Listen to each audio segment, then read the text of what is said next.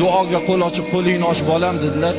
Menga qilayotgan xizmatlaringdan men roziman. Xudoyam rozi bo'lsin. Iloho orqangdan dunyoni podsholari yursin deb duo qildilar deydilar.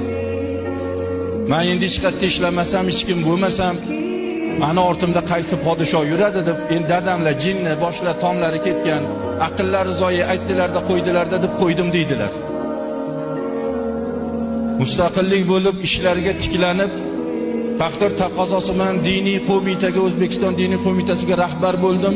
2012-yil Buxoro Samarqandda Abulays Samarqandiyning bir necha ming yillik, necha yuz yilliklari munosabati bilan o'sha joydagi bir marosimga bordik. Prezidentimiz o'sha marhum Islom Karimov, butun islom mamlakatlaridan podsholar kelgan. Imom Moturidiyni haligilarga ketyapmiz, maqbaralarga qarab ketyapmiz. Islom Karimov haligi qoraka siz oldinda yuring deb meni oldinga o'tkazib yubordi deydi. Oldinda o'tib ketyapman, orqamda dunyo podsholari kelyapti, yig'layapman. Birtasi kelib, "Ey qoraka, nimaga yig'laysiz? Axir orqangizda dunyo podsholari kelyapti.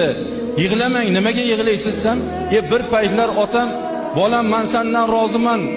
Dunyo podsholari orqangdan yursin" deb duo qilsalar, dadam jinnida endi aqllari yo'q, aytib qo'ydilarda deb yuribman. Dadamlarning o'sha duolari ijobat bo'lgan ekan, mana podsholarning oldida yuribman degan ekanlar.